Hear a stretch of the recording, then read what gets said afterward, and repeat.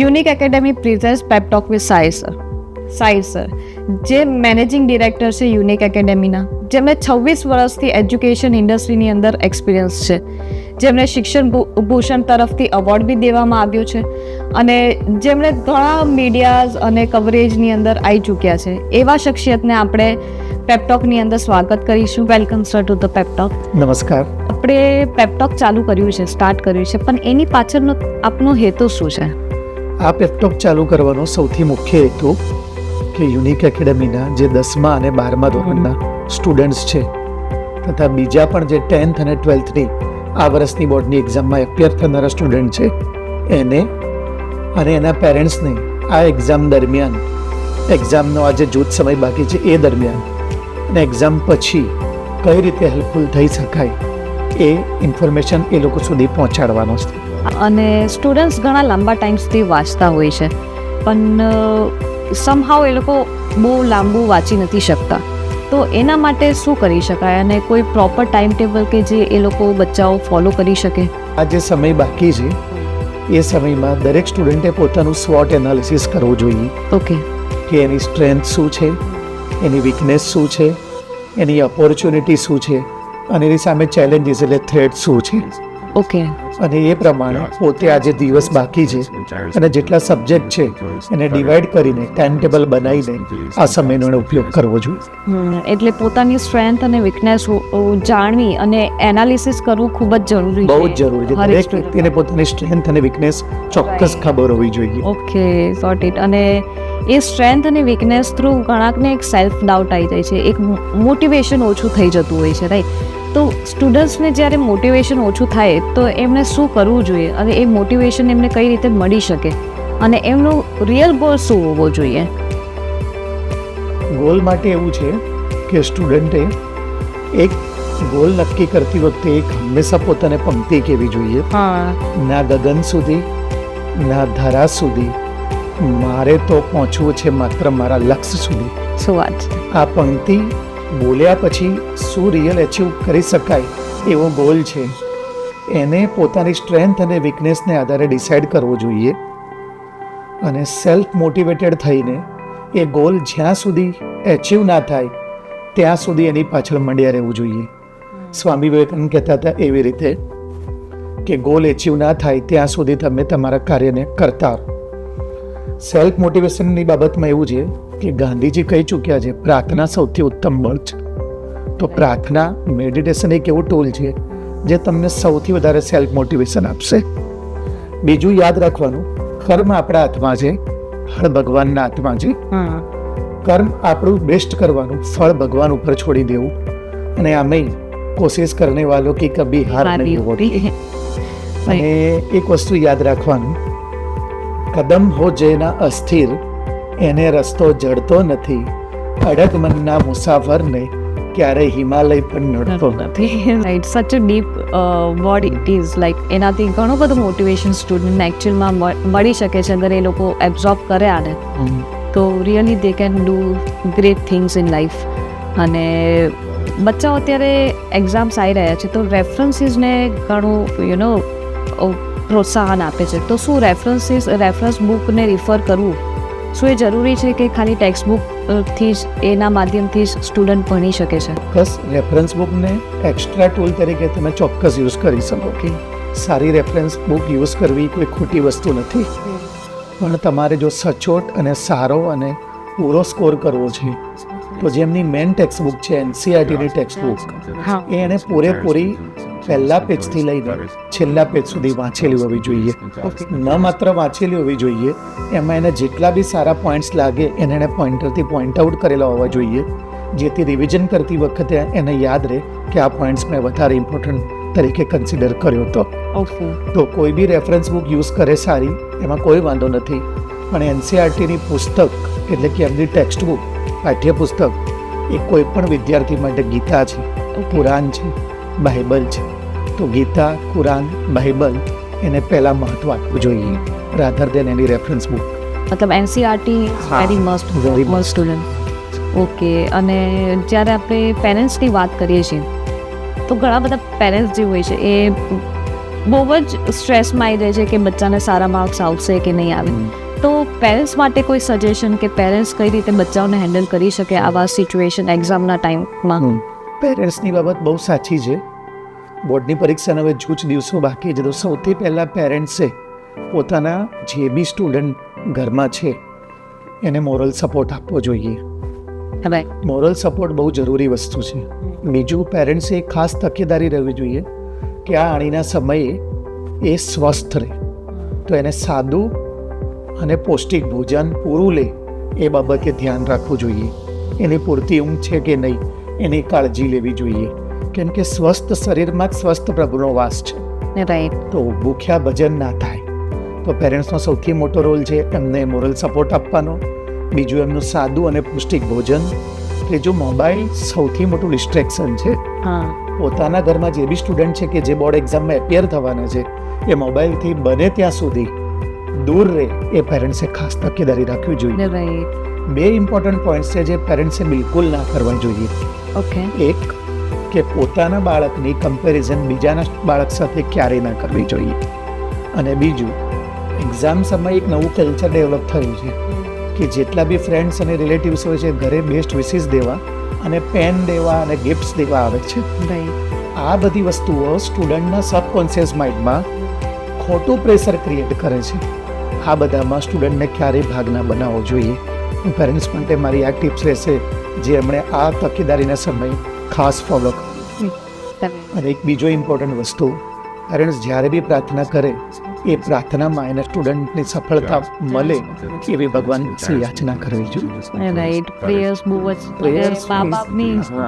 Prayers is compulsory thing. હું એને એવું કહીશ કે સ્ટુડન્ટે બી કરવી જોઈએ, મા બાપે કરવી જોઈએ, એના મારા જેવા ટીચરો જે એને ભણાવે છે એને બી કરવી જોઈએ. રાઈટ. એ તમને દરેક કામ માટે નૈતિક બળ પૂરું પાડે છે. જે સ્ટુડન્ટ્સને મેન્ટલી અને ફિઝિકલી હેલ્ધી રાખે એ વસ્તુની પેરેન્ટ્સે ખૂબ જ ધ્યાન રાખવું જોઈએ. રાઈટ. અને જ્યારે આપણે ભણવાની વાત કરીએ ત્યારે IMPs કેટલા ઇમ્પોર્ટન્ટ છે કે important questions does it really matters? 10th હોય કે 12th સાયન્સ હોય કે 12th કોમર્સ હોય, કોઈ બી હોય, બોર્ડે, ગુજરાત માધ્યમિક શિક્ષણ બોર્ડે અને CBSE બોર્ડે દરેક સબ્જેક્ટની બ્લુપ્રિન્ટ એટલે કે પેપર સ્ટાઇલ ડિસાઇડ કરેલી છે. એમાં ક્લિયરલી કહેવામાં આવ્યું છે કે કયું ચેપ્ટર કેટલા માર્ક્સમાં પૂછાશે અને કયા સેક્શનમાં એનો કેટલા માર્ક્સનું વેટેજ હશે. 1 માર્કર, 2 માર્કર, 3 માર્કર, 4 માર્કર કયા ચેપ્ટરમાંથી પૂછાશે એ બી ડિસાઇડ છે. તો આ બ્લુપ્રિન્ટને ધ્યાનમાં રાખીને જો તૈયારી કરવામાં આવે અને પહેલેથી ડિસાઇડ કરી લેવામાં આવે કે હું કયા ચેપ્ટરને વધારે વેટેજ હોવાને કારણે કેટલો ટાઈમ આપીશ તો બહુ સારું રિઝલ્ટ અચીવ કરી શકાય. મતલબ એક પ્લાનિંગ સાથે એક ઇમ્પોર્ટન્ટ કઈ વસ્તુ, કયા ક્વેશ્ચન્સ પ્રાયોરિટી છે એને ધ્યાનમાં રાખીને સ્ટુડન્ટ સારી રીતે ઇમ્પોર્ટન્ટ ક્વેશ્ચનને પ્રાયોરિટી આપી શકે. કરી શકે. દરેક ચેપ્ટરનું વેટેજ ડિસાઇડ છે. એમાં જે સારા ઇમ્પોર્ટન્ટ ક્વેશ્ચન છે જે બોર્ડમાં બહુ વાર પૂછાઈ ચૂક્યા છે અને જે સારા ઇમ્પોર્ટન્ટ ક્વેશ્ચન છે એના ઉપર રિલાય ચોક્કસ કરી શકાય. ઓકે. ઓછી મહેનતે સારા ટકા લાવવા માટે એનો ઉપયોગ ચોક્કસ કરી શકાય. પણ એક હદથી વધારે રિઝલ્ટ મેળવવા માટે NCERTની ટેક્સ્ટ બુક વાંચવી જરૂરી છે. એની અંદર જ્યારે આપણે લર્નિંગની વાત કરીએ છીએ, એજ્યુકેશનની વાત કરીએ છીએ, બચ્ચાઓ ભણતા બી હોય છે, બટ એક કહીએ ને કે હાર્ડવર્ક અને સ્માર્ટ વર્ક, રાઈટ? તો બચ્ચાઓ સ્માર્ટલી કઈ રીતે વર્ક કરી શકે છે? ક્વેશ્ચન તમારો બહુ જ સારો છે. હાર્ડવર્ક કરે એક લિમિટમાં એચીવ કરે, સ્માર્ટ વર્ક કરે ને લિમિટ તોડીને એચીવ કરે. એના માટે એક પ્રોવર્બ કહીશ ઇંગ્લિશનું, rankers do not do different thing. Rankers do not do different things, they do the same things but in different way. Right. જે એચીવર્સ હોય છે ને કોઈ અલગ કામ નથી કરતો, પણ એ જ કામને અલગ રીતે કરે છે. એક મારી આ વાતને નાનકડી સ્ટોરીથી સમજાવું. એક ગામમાં વૃક્ષ કાપવાની કોમ્પિટિશન હતી. કોમ્પિટિશનમાં 2 વ્યક્તિએ ભાગ લીધો, એક યંગ અને એક ઓલ્ડ. બંનેને કુહાડી આપવામાં આવી અને 8 કલાકનો સમય આપવામાં આવ્યો કે કોણ વધારે 8 કલાકમાં વૃક્ષ કાપીને લાવે. યંગ વ્યક્તિએ અને વૃદ્ધ વ્યક્તિએ સાથે વૃક્ષ આપવાનું ચાલુ કર્યું. યંગ વ્યક્તિ સતત 8 કલાક વૃક્ષ કાપતો રહ્યો, જ્યારે વૃદ્ધ વ્યક્તિ દર કલાકે થોડા બ્રેક લેતો હતો. અચ્છા. પણ સાંજ પડે જ્યારે વૃક્ષની ગણતરી કરવામાં આવી ત્યારે વૃદ્ધ વ્યક્તિ જીતી ગયો. એટલે જવાન વ્યક્તિએ વૃદ્ધ વ્યક્તિને પૂછ્યું કે મેં 8 કલાકમાં 1 સેકન્ડ બી બ્રેક નહીં લીધો અને તમે તો 7 થી 8 વાર બ્રેક લીધો, તો એ મારા કરતાં તમારા બુક્સ કેવી રીતે વધારે નીકળ્યા? તો વૃદ્ધ વ્યક્તિ કહે છે મેં 8 વખત જે 8 કલાકમાં બ્રેક લીધો એ દરેક બ્રેક વખતે હું મારી કુહાડીની ધાર કાઢતો. This is called smart work that always beats hard work. Right, એક પોઝ લેવો, ક્યારે લેવો અને ત્યારે કઈ ધાર કાઢવી એ આ બહુ જરૂરી છે. અને કયો સબ્જેક્ટ લેવો, કઈ મારી સ્ટ્રેન્થ છે, કઈ મારી વીકનેસ છે, કેટલા ટાઈમમાં એને પૂરું કરવું જોઈએ, right, that is called smart work and that is always bit hard work. That's very good. ને આપણે એક્ઝામ નજીક આવે છે, દરેક સ્ટુડન્ટ એક ટેન્શનમાં છે, એક સ્ટ્રેસની અંદર છે, તો કોઈ ટિપ્સ કે જે સ્ટુડન્ટ્સ એક્ઝામની અંદર ફોલો કરી શકે? જવાબ હું 2 ભાગમાં આપીશ.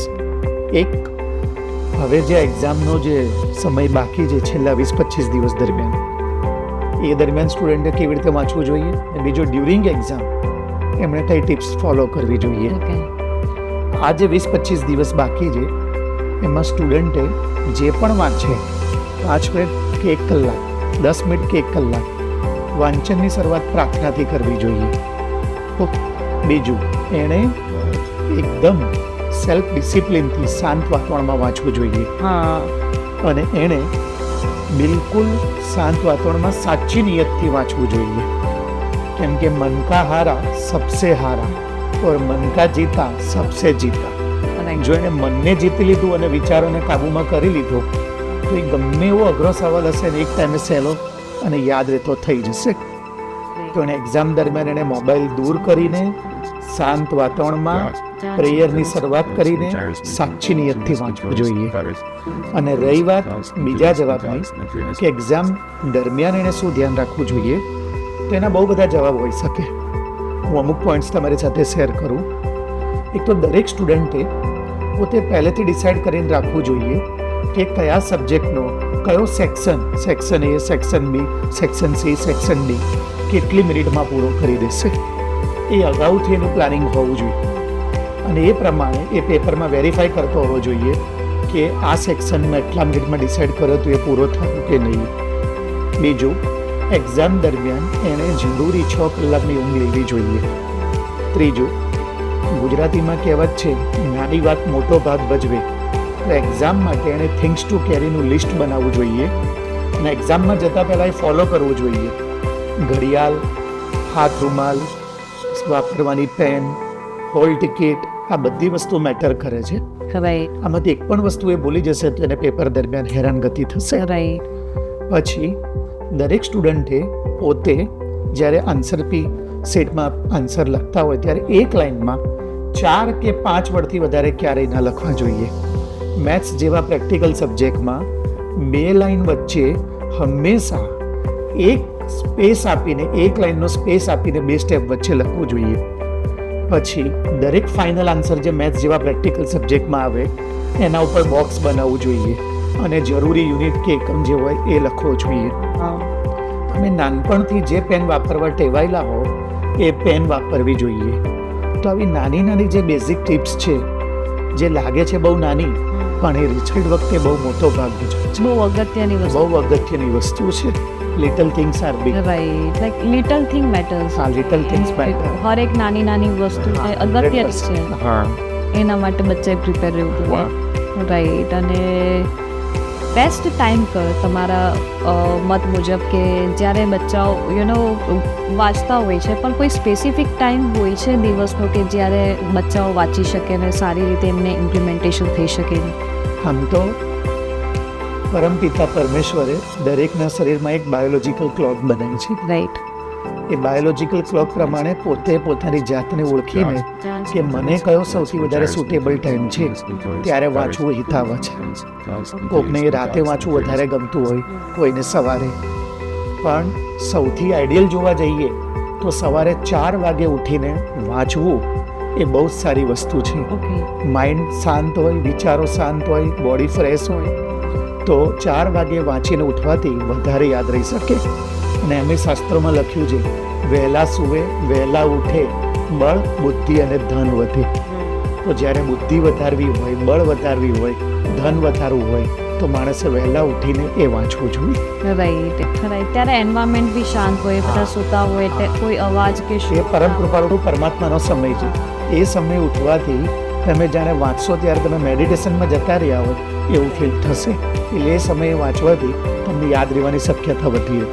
કોઈ ટિપ્સ એન્ડ ટેક્ટિક્સ છે કે તમે બધા સ્ટુડન્ટ્સને, ચાહે 10th હોય, 12th હોય, ગુજરાત બોર્ડ હોય કે CBSE બોર્ડ હોય, બધા સ્ટુડન્ટ્સને જે કામમાં આવી શકે એવી કોઈ ટિપ્સ એન્ડ ટેક્ટિક્સ તમે જે દઈ શકો? એક સારો નિયમ છે કે કોઈ પણ રમત રમતા પહેલા એ રમતના બધા નિયમ જાણી લેવા જોઈએ. રાઈટ. તો તમને બધા વિદ્યાર્થીને એક કોમન નિયમ આપું જે 10th 12th science, 12th commerce, Gujarat board, state board બધાને લાગુ પડે. વેપન, શસ્ત્ર આપું છું તમને. હા. Weapon, WEAPON. W means write, read and remember. હા. A means enhance your knowledge. Okay. A means avoid social media and avoid all social functions. Right. P means planning. O means organize your structure. And N means no stress, no panic, no tension. આની અંદર બધું આવી ગયું. હા, આની અંદર બધું. તમે આ શસ્ત્ર લઈને ઉતરશો તો આ 10મા અને 12માની નહીં, દુનિયાની કોઈ પણ પરીક્ષામાં તમને હંમેશા વિજય થઈને નીકળશે. રાઈટ. મતલબ આની અંદર જ તમારી પર્સનલ લાઈફ, સોશિયલ લાઈફ બધું તમારું આવી જાય છે કે કઈ રીતે લાઈફને એક સારી રીતે તમે એક પ્લાનિંગ સાથે કરી શકો. હા. Great, that's very great. જેમ આપણે જાણીએ છીએ કે તમને 26 વર્ષથી એજ્યુકેશન ઇન્ડસ્ટ્રીની અંદર એક્સપિરિયન્સ છે, તમને અવોર્ડ્સ બી મળ્યા છે, તમે કાફી મીડિયાની અંદરથી આવી ગયેલા છો, રાઈટ? તો યુનિક એકેડેમી જે છે એના એઝ અ મેનેજિંગ ડાયરેક્ટર એમની ખાસિયત શું છે? યુનિક એકેડેમીની ખાસિયત શું છે? યુનિક એકેડમીની ખાસિયત, સૌથી મહત્વની વસ્તુ જે મારી ટેગલાઇન છે એ હું છું ને તારી સાથે. રાઈટ. આ ખાલી એક માત્ર ટેગલાઇન નથી. હું અને મારી ટીમ અને મારા ટીચર્સો એ બાબતની અમે ખાતરી કરીએ છીએ કે અમે આ જે ટેગલાઇન છીએ રાખી છે, અમારો સ્ટુડન્ટને એ પ્રતીતિ થાય કે ક્યારેય પણ કોઈ પણ જાતની તકલીફમાં હોય, એના ભણવાની કે એની પર્સનલ લાઈફની, તો હંમેશા અમે બધા એની સાથે જ. અને એને આ પ્રતીતિ કરાવી એ જ અમારું મુદ્રાલેખ છે. આ યુનિકની સૌથી મોટી ખાસિયત છે. અને હું મારા સ્ટુડન્ટને હંમેશા કહેતો આવ્યો છું અને આજે ફરીવાર આ તકે કહું છું કે હું હંમેશા તમારી સાથે છું.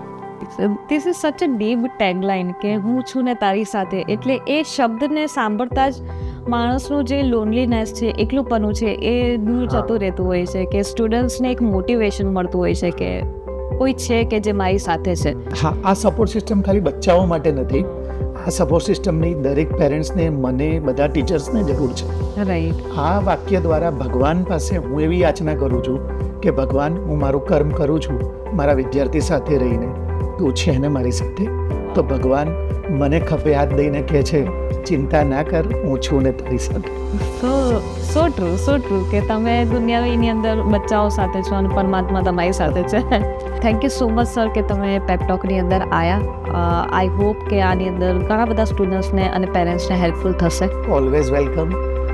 અને હું જતાં મારા વિદ્યાર્થીઓને બી કહીશ કે ખાલી આ 10મા 12માની નહીં, તમારી જિંદગીની આવનારી તમામ પરીક્ષાઓ માટે મારા તરફથી અંતઃકરણપૂર્વક ખૂબ ખૂબ શુભેચ્છાઓ. અને જતી વખતે હું 2 પંક્તિઓ કહીને જઈશ કે સપને ઉन्हीं के पूरे होते हैं जिनके सपनों में जान होती है. सपने उन्हीं के पूरे होते हैं जिनके सपनों में जान होती है. पंख से कुछ नहीं, हौसलों से उड़ान होती है.